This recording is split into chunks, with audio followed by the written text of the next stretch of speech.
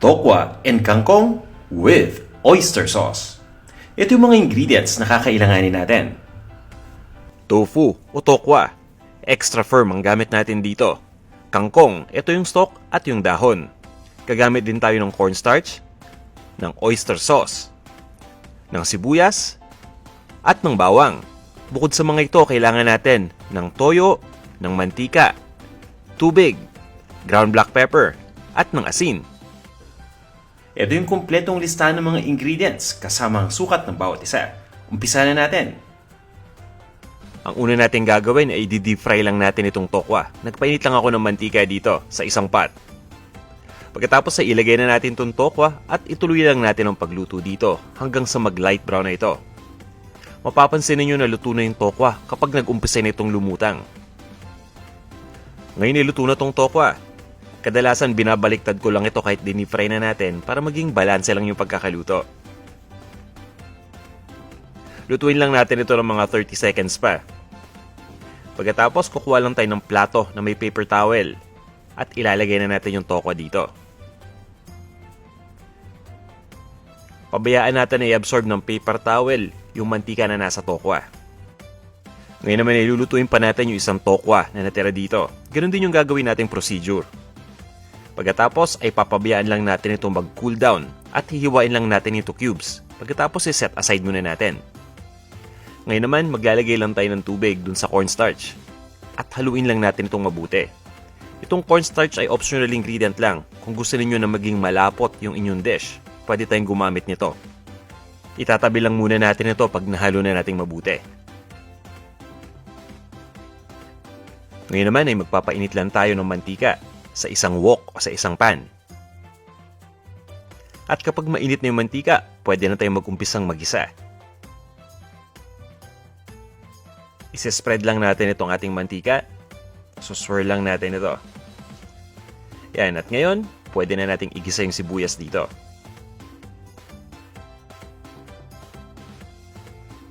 Ang gamit ko yung sibuyas na pula, pwede kayong gumamit ng puti o nadilo na sibuyas dito. Basta i-chop lang natin.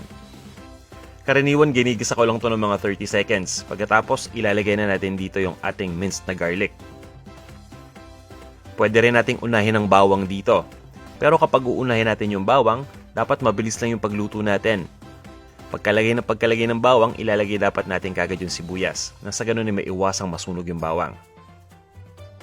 Pero since ngayon, nilalagay natin yung bawang na pangalawa, tamang-tama lang yung magiging resulta nito. Habang lumalambot yung sibuyas, unti-unting naluluto yung bawang. Kaya maya-maya mapapansin niyo, tamang-tama lang yung pagbabrown ng bawang at makikita niyo yung sibuyas, tamang-tama lang din yung texture. At ito yung sinasabi ko. Nag-brown na ng bahagya yung bawang habang lumambot yung sibuyas, di ba? Ngayon naman, ilalagay na natin dito yung tokwa. Ito yung kaninang tokwa na na-deep fry na natin. Ang ginawa ko, hiniwa ko lang ito into cubes. At extra firm na tofu ang gamit natin dito. Gusto ko lang i-emphasize yan. Kasi kapag hindi tayo gumamit dito ng extra firm na tofu, hindi natin makukuha yung ganitong texture. Igigisa lang natin ito ng mga 1 minuto. Pagkatapos ay ilagay na natin dito yung toyo.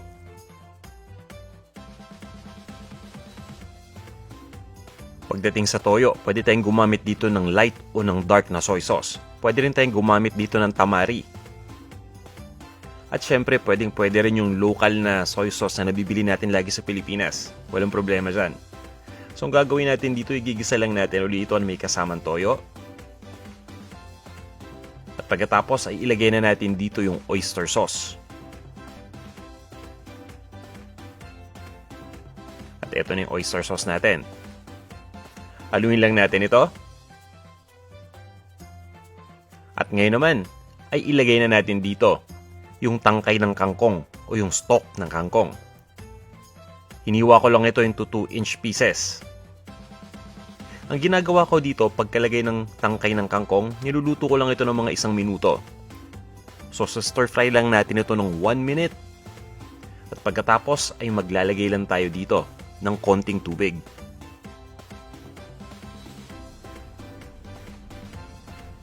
Ang dami ng tubig dito, nasa sa inyo, no? Kadalasan between 1/2 to 3/4 cup ng tubig ang ginagamit ko dito. Kung gusto niyo ng medyo masabaw, nandun tayo sa 3/4 cup na tubig. Pero kung tamang-tama lang yung sauce, 1/2 na tubig, okay na dito, 1/2 cup. Haluin lang natin at pagkatapos ay pabayaan lang natin na kumulo yung liquid dito.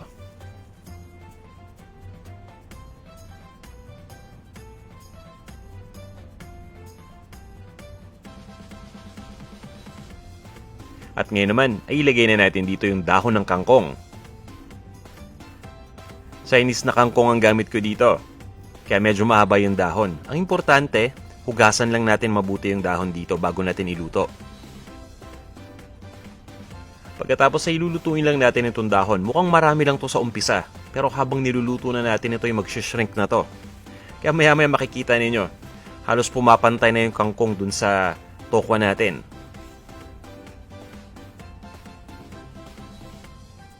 At sa puntong ito ay maglalagay na tayo dito ng ating seasoning.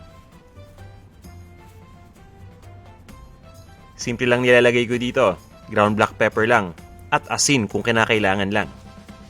Ito na yung ground black pepper natin. At konting asin ang nalalagay ko dito. Pero pwede na kayo hindi maglagay ng asin dahil may toyo na to at may oyster sauce. So tikman nyo muna. Kung kailangan pa ng asin, saka tayo maglalagay dito ng additional. Haluin lang natin ito. At ngayon magde-decide tayo. Kung gusto ninyong medyo masabaw yung inyong dish, pwede kayong magdagdag ng tubig dito. Pero kung gusto ninyong may konting lapot, dito natin ilalagay ngayon yung cornstarch at water mixture na pinaghalo natin kanina.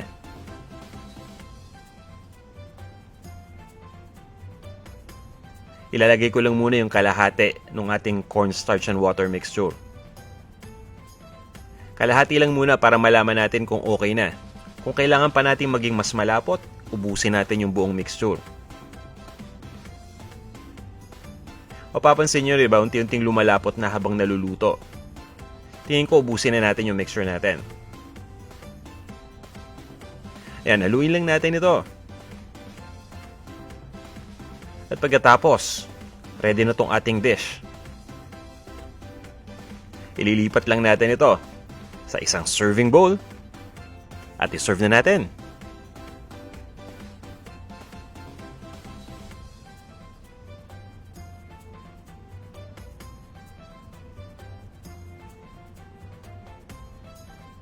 Ito na ang ating tokwa and kangkong with oyster sauce.